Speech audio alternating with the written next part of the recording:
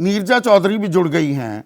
नीरजा, देखिए, हमने 2 सवाल अभी जो दर्शकों और जनता से पूछे थे, उनके जवाब ये हैं कि महिला आरक्षण के पक्ष में 75% जनता है, जितनों से हमने सवाल पूछे, और ओबीसी कोटा भी होना चाहिए ये कहने वाले 52% हैं।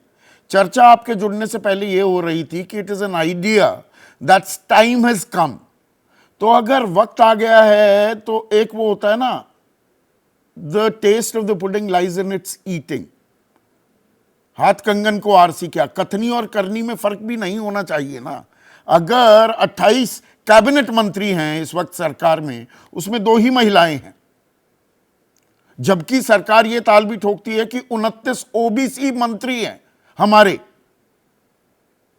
तो आप इस राजनीति को और महिला आरक्षण के वनवास खत्म होने को किस तरह से देखती हैं?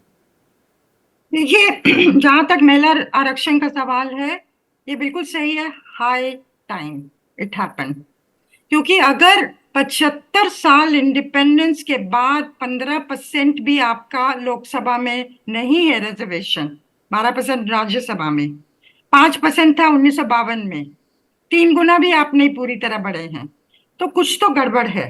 हाँ, और आपको यूएई जैसा मुल्क, एक छोटी सी जानकारी दर्शकों को दे दूं, यूएई जैसे मुल्क में भी उनके निचले सदन में 50% महिलाएं हैं।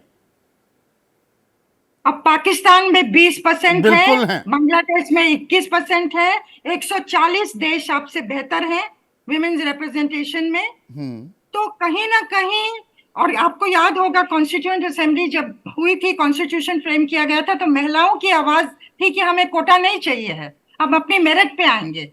पर किस तरह से दरवाजे बंद रहे महिलाओं के लिए, क्यों रहे, वो अलग विषय है। पर आरक्षण, high time, time has come, ये बिल्कुल सही है। अब सवाल है ओबीसी महिला का, उसमें कोटा विद इन कोटा।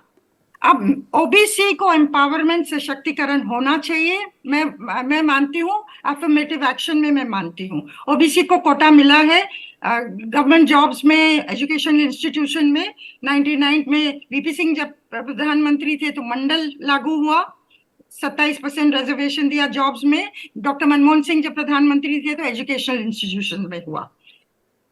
लेकिन सवाल ये है कि ये किस दिशा में चीजों को ले जाएगा, उसमें उस पर सोचने की जरूरत है।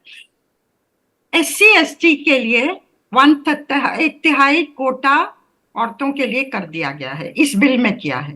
पर एससी एसटी के लिए पार्लियामेंट और स्टेट असेंबलीज में रिजर्वेशन है। गवर्नमेंट जॉब्स की बात नहीं कर रहे हैं, एजुकेशन इंस्टीट्यूशन की बात नहीं कर रहे हैं, पार्लियामेंट के अंदर, लेजिस्लेचर के अंदर कोटा है। उस कोटा का 1/3 महिलाओं के लिए कर दिया गया है। ओबीसी के लिए पार्लियामेंट और असेंबलीज में कोटा नहीं है। तो आज अगर आप कोटा, विमेन्स कोटा में ओबीसी महिलाओं को देंगे, तो कल पुरुष भी कहेंगे हमारा भी कोटा पार्लियामेंट और असेंबली में होना चाहिए। जैसे एससी एसटी के लिए 22% है, तो हमारे लिए कोटा होना चाहिए। अगर आप उनकी पॉपुलेशन के अकॉर्डिंग जाएंगे तो 1931 और जातिगत जनगणना एक ऐसा मुद्दा है, विपक्ष उसको लगातार तूल दे रहा है। बहुत सी विपक्षी शासित राज्य सेंसस भी करा रहे हैं। हाँ, नहीं, सुनिए, इसका मतलब क्या होगा हाँ, कि 22% according to the population SC ST के लिए पार्लियामेंट और असेंबलीज में होगा। क्या 52% ओबीसी के लिए ईयरमार्क होगा? तकरीबन 75% तक आपकी पार्लियामेंट रिजर्व होगी। कल मुस्लिम्स भी कहेंगे, माइनॉरिटीज कहेंगी हमारा भी कोटा होना चाहिए। तो आप 8-9% ही रह जाएगा जो जनरल कोटा में पार्लियामेंट और असेंबलीज के लिए होगा। अगर इस रूट पे आप जाते हैं तो इसकी इम्प्लीकेशंस है, it will open the Pandora's box. इसको आसान हिंदी भाषा में कह दूं, रायता फैलने की पूरी गुंजाइश है। पेंडोरास बॉक्स जो कह रहे हैं आप, जबरदस्त रायता फैल सकता है। तो सवाल है कि अगर आपको ओबीसी महिलाओं को सामने करना है, जो करना चाहिए, तो पॉलिटिकल पार्टीज और उनके लीडरशिप्स को ये करना होगा। आप कितनी टिकटें देंगे महिलाओं को? और आज मैं संदीप ये कहना चाहती हूँ, 15 साल पहले, आप 20 साल पहले ये कह सकते थे कि वो महिलाएं जो जीत सके वो इतनी नहीं है। उनकी क्षमता नहीं है, उनके पास पैसा नहीं है। आज ये सत्य नहीं है, क्योंकि जो कि लोकल बॉडीज में रिजर्वेशन दिया गया था 30 साल पहले, पंचायतों में और म्यूनिसिपल कॉर्पोरेशंस में, उसकी वजह से 15 लाख महिलाएं तैयार बैठी हैं जिन्होंने लोकल लेवल की गवर्नेंस की है 30 साल से। पहले होता था पंचपति, हाँ ठीक है, लेटर हेड भी होता था पंचपति का, पर वो घूंघट उठते उठते अब उठ गया है। तो वो महिला तैयार है कि अब हम स्टेट असेंबलीज में रिप्रेजेंट करेंगे, पार्लियामेंट में रिप्रेजेंट करेंगे, और उसमें ओबीसी महिला, दलित महिला सब जुड़ी हुई है। और तो इसमें आज एक और महिला- कुछ और कई सवाल जुड़ जाते हैं। मैंने अभी रोके हुए हैं नीरजा, बहुत आपने कुछ सोचने लायक बयान आज दिए हैं। खबरों की तह तक जाना और सच खोज के लाना, ताकि आप रहें आगे।